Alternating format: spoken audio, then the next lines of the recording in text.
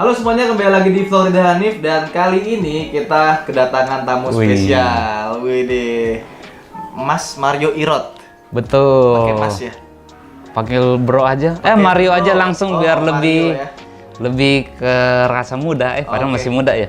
Tapi kadang-kadang jangan dipelintir ya. Iya. Mario Irotnya ada yang belum turun gunung itu loh. Ya itu orang. Tapi mungkin pemirsa pengen tahu asal-usul dari mana gitu. Jadi kalau saya ini orang ya Manado lah ya. Dari nama Mario Irot, orang Manado. Tapi tinggal di Jakarta. Sekarang udah domisili di Jakarta gitu ceritanya. Tapi di Jakarta sama di luar, banyakan di luar ya.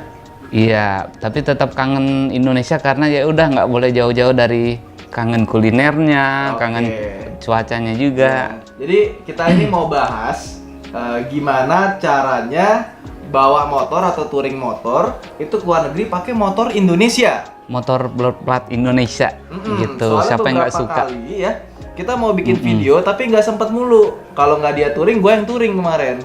Nah, waktunya nggak sinkron nih. Akhirnya baru ketemu sekarang. Iya. Contoh misalnya saya punya Beat gitu kan. Saya mau jalan-jalan sampai ke Eropa. Iya. Hal pertama yang harus saya lakukan itu apa? Hal pertama selain tentu berdoa dan mengumpulkan uang. Anggap udah punya uang gitu. Anggaplah ini udah cukup uang setelah tabung menabung bertahun-tahun sampai nggak bisa jajan ya. Akhirnya saya punya cukup uang nih. Tapi ini motor nih Honda Beat tadi ya kalau kita ngomong motor skuter lah ya yang notabene cuma 110 cc. Any motorcycle sih sebetulnya sih. Jadi sebetulnya untuk ke luar negeri itu tidak ada batasan cc dan tidak ada batasan tahunnya juga, mau tahun 1960 keluaran motornya. Yang penting dokumentasi lengkap gitu, antara surat sinkron dengan nomor rangka nomor mesinnya gitu.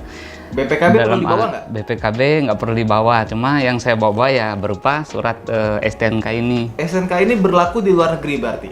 Ini sebetulnya STNK ini hanya kalau jaga-jaga aja, tiba-tiba ada polisi di checkpoint nanya, STNK motor dong, atau enggak orang mereka bilangnya apa ya istilahnya ya kalau di luar negeri, pokoknya dokumen motor ada enggak gitu. Di luar negeri?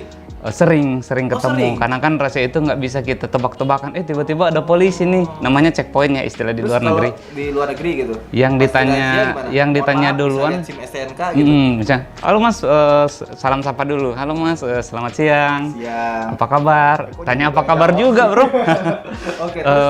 Permisi, mau kemana dulu? Dia nggak langsung poin ke motor ya. Dia kan pengen tahu juga tujuan kita. Udah makan belum? Kadang-kadang canda-canda dikit gitu. Terus akhirnya mereka mulai bertanya, boleh cek kelengkapan motor? Pertama yang mereka tanya kan SIM dulu. Habis itu mereka nanya surat kelengkapan kendaraan. Seperti yang inilah STNK yang saya pegang ini. Ketika mereka tanya kan, wah Indonesia ya, tapi untunglah di bawah STNK ini ada bahasa Inggrisnya yang membantu saya untuk menunjukkan bahwa ini nomor kendaraan, ini nomor rangka, ini nomor mesinnya Pak gitu. Wah, oke.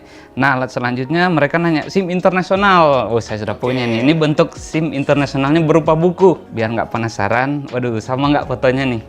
Inilah bentuk SIM internasional khusus motor, ada gambar motornya. Foto ijazah gitu sih. Nah, karena persyaratannya yang dikeluarkan oleh Korps Lalu Lintas Polri yang ada di Jalan MT Haryono. Persyaratannya cukup gampang, 15 menit terbit. 15 menit jadi ya? Iya, jadi dengan ya udah punya SIM motor, tentu SIM C yang dibawa dan juga paspor. Setelah diterbitkan, mereka akan mengklasifikasi SIM-nya itu mau dipakai peruntukan untuk motoran.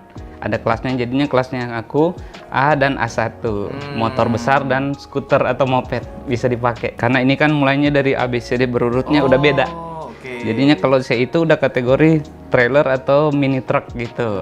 Nah, inilah SIM internasional saya. Ini kan kembali ke cerita tadi. Oh ya udah, SIM Anda lengkap. Terus yang mereka akan tambahkan karena kita diketahui sebagai turis, mereka itu nanya, boleh bertanya, paspornya boleh ditunjukin karena kan kadang di suatu negara ada visanya. Mungkin mereka pengen melihat visa, paspor dan visa ini sesuai nggak sama orangnya gitu. Jadi polisi pun ikut mengecek. Setelah dicek, wah ini orang ternyata sama nih, dia punya paspor dan nggak palsu gitu. Didapatinya semuanya asli. Nah, gitu. Kan ada juga tuh, misalnya kita dari sini ke Singapura. Kan katanya kita motor itu ada paspornya juga kan? Nah, itu mengenai tadi kan ngobrolnya ridernya ya. Ridernya. Sekarang motornya. Gimana tuh? Nah, kalau sekarang kembali ke cerita awal, saya pengen banget nih bawa motor saya yang punya di rumah, tapi pengen jalan-jalan ikut ngebolang sampai ke negeri Eropa contohnya. Jadi ada pengurusan yang namanya surat Carnet de Passage, atau kita ngomongnya paspor motornya deh. Paspor motor namanya Carnet de Passage and Douane. Nah, surat ini teman-teman bisa diurus lewat Ikatan Motor Indonesia. Tentu juga yang kita bawa STNK, BPKB, nanti ada ngisi formulir di situ. Berarti kalau masih nyicil nggak bisa ya? Kalau masih nyicil kan belum keluar tuh BPKB-nya. BPKB-nya, tapi kita bisa minta surat rekomendasi dari si dealer, leasingnya. Dealer kayaknya dealer, karena kan dia punya faktur gitu, sorry. Tapi jadi mungkin malu kali ya, masa motor masih nyicil udah mau jalan-jalan, sosokan gitu kan. Nah, jadi kalau udah memiliki STNK, yang akan dilihat yang paling penting kan yang akan diperiksa oleh IMI selain isi dari STNK tersebut, BPKB-nya juga, dan ada faktur. Kenapa faktur itu begitu penting juga untuk melengkapi mendapatkan surat ini? Karena nantinya kita akan memberikan deposit ke IMI sesuai nilai faktur dari motor tersebut, ditarik 25%. Depositnya ini sih kalau nggak salah sih IMI-nya cuma pengen jaga-jaga aja supaya ini motor kita nggak jual di luar negeri gitu. Dan mungkin kalau ada apa-apa di luar negeri bisa, ya udah, boleh nggak saya mau ampes nih, nggak bisa pulang, ya udah saya pakai aja deh itu depositnya sebagai uang apa namanya, jaminan juga kan. Berarti semakin kecil motornya, semakin murah motornya, murah juga deposit. Semakin kecil juga depositnya ya. Gitu. Namun untuk pengurusan kembali ke surat ini tadi ada administrasi yang kita harus selesaikan. Kira-kira kalau dari buku Carnet de Passage ini ada dua jenis, yang 10 halaman sama yang 25 halaman. Bedanya apa? Halaman tengah ini. Karena kan kalau semakin banyak negara yang kita jelajahi, tentu kita harus butuh semakin banyak halaman. Nanti harga bukunya berubah. Jadi kalau 10 halaman, kalau nggak salah sekarang administrasinya 2 juta rupiah, dan 25 halamannya kita harus bayar administrasinya 4 juta rupiah. 4 juta rupiah ya. Nanggung mendingan langsung 25 kayaknya ya. Iya, siapa tahu kan kepake berapa kali kita mau kunjungin juga kan negara tersebut. Karena kan ini berlakunya setahun. Siapa tahu dalam setahun punya rezeki dua kali ke luar negeri dengan tipe motor yang sama ya. Karena ini dikeluarkan hanya untuk satu jenis motor. Kalau kita mau ganti motor harus buat surat baru lagi. Nah, waktu itu saya menggunakan yang 25 halaman nih. Halaman kenapa 25? Ini kan kali 25 kali lah yang halaman ini. Karena halaman ini ya? Seperti voucher. Jadi teman-teman waktu melewati border negara, ketika dengan paspor kan kita berurusannya dengan imigrasi. Namun di satu lokasi atau di satu atap, kita akan mengurus berkas motor ini dengan custom. Nah, custom akan merobek bea cukai akan merobek voucher yang ini sebagai tanda enter. Oh, disobek berarti ya? Iya, disobek voucher di bawah, menunjukkan bahwa Anda baru memasuki wilayah negara tersebut.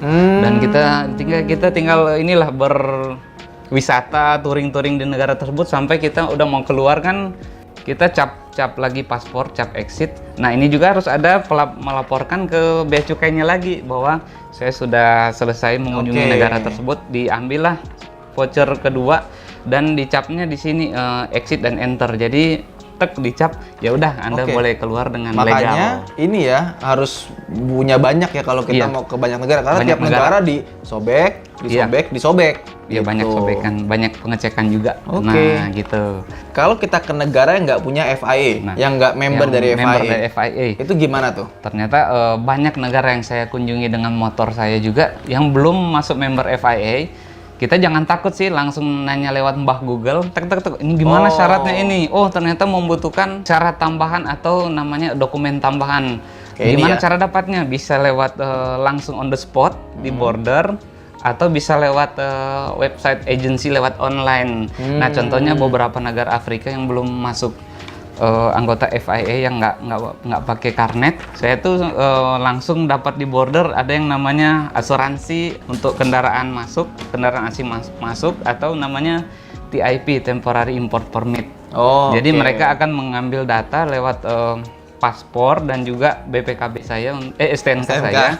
Itu hanya menulis data sih, ini plat nomor sekian, ini yang atas nama siapa, keterangan-keterangan tersebut, dan biasanya kan ada punya jangka waktu. Mau berapa lama nih bermotor di negara saya gitu. Terus saya bilang ya ikutin aja jangka waktu paspor visa yang tertera gitu. Jadi mereka umumnya mengikuti durasi visa saya. Dan nggak mahal-mahal sih, rata-rata sih saya bayar Rp80.000 kalau dirupiahkan. Dan yang paling mahal waktu saya ada di Eropa, saya menggunakan green card. Ini nilainya kurang lebih €150 selama 3 bulan berlaku gitu. Hampir 3 jutaan lah ya. Iya, tapi kan 3 bulan loh bro, dan ini di Eropa kan, ya puas-puasin lah bermotor di sana waktu itu. Nah ini dia salah satu. 3 bulan nggak balik-balik ke Indonesia ya? Muterin aja Eropa Timur, Skandinavia sampai Gede Eropa banget sih emang. gitu. Tapi di musim panas tentunya. Kalau musim dingin, waduh nggak enak juga bermotor.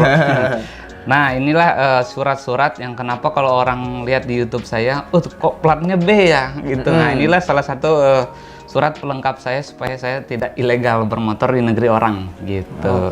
Ada tambahan lagi mungkin buat teman-teman yang mau coba-coba, mungkin yang gampang-gampang dulu deh, Singapura, Malaysia, Thailand. ASEAN dulu lah ya. ASEAN dulu lah, kan pemula nih. Gue juga pengen sebenarnya sih. Tinggal ngelapor ke IMI untuk dapatin yang ini tadi. Terus nanti pas kita misalnya bawa motor, udah ke Batam, Singapura, itu naik apa tuh mas? Ferry? Nah, ada bisa. Kalau mungkin motornya bergerombol ya, sama mengajak istri dan mengajak anak masing-masing satu motor. Tetangga, bapak, tetangga, ibu. satu RT ya, kita sewa aja kontainer langsung, lebih murah. Gitu? Tapi karena saya hanya bawa satu motor, kadang-kadang saya ada alternatif yang lebih murah. Kita kan namanya anak motor, cari dulu semurah-murahnya. Yang penting bisa lewat kan, namanya jangka panjang nih. Biasanya saya exit dari Indonesia itu ada namanya pelabuhan dari Dumai yang Sumatera, nyebrang langsung ke Portland, naik ferry. Jadi motor dan saya ada di satu ferry yang sama gitu, langsung cus 5 jam nyampe lah. Nah itu waktu saya menjelajah ASEAN yang saya enter langsung ke Malaysia. Cuman kemarin saya langsung tembak ke South Africa. Jadi saya memilih langsung kontainer kargo dari sini, dari Tanjung Priuk. Langsung saya booking kontainer. Bukan Tanjung Lesung ya? Iya betul.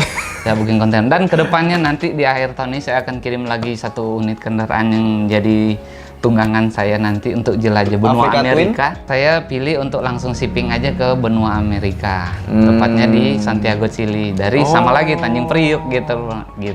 Itu berapa lama tuh ngirimnya tuh? Tergantung vesselnya ya, tapi umumnya rata-rata menghabiskan waktu 1 bulan di laut. Kalau mau cari cepat sih bisa kargo pesawat, cuma biayanya kan mahal gitu. Cari kita alternatif aja yang murah gitu. Apalagi zaman sekarang udah teknologi. Sekarang barang-barang kiriman itu bisa di tracking. Jadi kita bisa tahu tuh posisi vessel yang muat motornya kita ada di mana gitu. Kapan-kapan gue pengen sih ikutan dia touring ke Amerika kan ya? Ke Amerika akhir tahun. Startnya dari Amerika Selatan, Chili, nanti kita riding ke Argentina, terus finishnya di Alaska. Gimana tuh bro selama 10 bulan? Gue ikut dari Amerika ke Kanadanya aja gitu kan, gue sewa motor gitu di sana. Kita nanti riding di Route 66, mantap tuh kayaknya. Bisa ketemu itu ya, siapa namanya? Lightning McQueen. Orang juga kan bertanya gimana pengurusan visa sebagai seorang peturing kan kadang-kadang kan nggak lewat pesawat nih. Jadi ada pesawat nih. Ada ini baru ya, peturing. Iya, peturing. Ada ini istilah baru nih. Nanti di itunya namanya Mario Irot bawahnya peturing ya. Asik. Petualang bermotor aja lah. Kita misalnya contohnya mau menjelajah 20 negara. Jadi dari 20 negara itu saya searching dulu negara-negara ini membutuhkan visanya kayak gimana sih, harus apply dari Indonesia atau bisa dapatkan seperti visa on arrival. Jadi teman-teman sih bisa langsung googling aja sih apa persyaratan untuk masuk ke negara tujuan. Jadi intinya adalah preparation itu harus lengkap ya. Preparation, information. Jangan sampai di sana terus kita kebingungan. Udah nyampe jauh-jauh, tiba-tiba ditolak mentah-mentah karena ini harus ngambil visa dari negara asal. Waduh, itu pembengkakan biaya lagi ya bro. Kita beli tiket pulang. Nah, saya sudah mempersiapkan dokumen, terutama visa ya, sudah kita apply. Kalau visa yang memang harus di-apply di Indonesia kita siapkan dulu. Nanti kalau tinggal visa on arrival langsung kita masuk ke negara tersebut, wah aman lah, ini gampang gitu. Dan bahkan ada yang sudah memberikan bebas visa, contohnya Rwanda waktu itu, wah udah lega lah, kita tinggal masuk gitu kayak masuk ke Malaysia atau Singapura aja. Jadi intinya adalah tahu kita mau kemana, kita persiapkan, cari informasi, persiapin itu kita mau lewat negara mana, terus harus tahu ya, harus persyaratan masuk negara ini. Betul. Jangan sampai ada yang miss. Habis itu baru kita persiapan semuanya udah lengkap, berangkat. Jangan sampai kita berangkat tapi persiapan belum lengkap, nanti matang. kita bingung. Ya, saya biasanya memilih jalur yang gampang ya. Aman lah pastinya ya. Jalur yang aman ya. Terus juga jangan malam-malam ya. Untuk iya ya, sebagai solo tour, bukan solo sih jadinya. Petualang ya, berpetualang di negeri orang yang nggak tahu situasinya ya, lebih baik hindari malam hari. Selain nggak bisa selain nggak bisa menikmati pemandangan, juga kita cari tahu aman medan. aja. Nggak tahu medan, itu aja deh. Oke, itu aja mungkin ya. Terima kasih Mas Mario. Mungkin nanti next kita bisa riding bareng ya. Bisa riding bareng atau bisa kita bergantian, saya gonceng Bro Ridwan. Terus saya bisa lebih nyaman ya istirahat dari motor, kan dibonceng. Enggak dong. Wih. Kita kan touringnya bawa sendiri Bawa dong. sendiri asik. Kayak banget, padahal kemarin touring bawa pick up dulu. Oke, saya Ridwan Hanif, sampai jumpa di vlog berikutnya. Kalau kalian ada opini, ada informasi tambahan, bisa komen di bawah. Ya, jangan lupa untuk like video ini, subscribe jika kalian belum subscribe.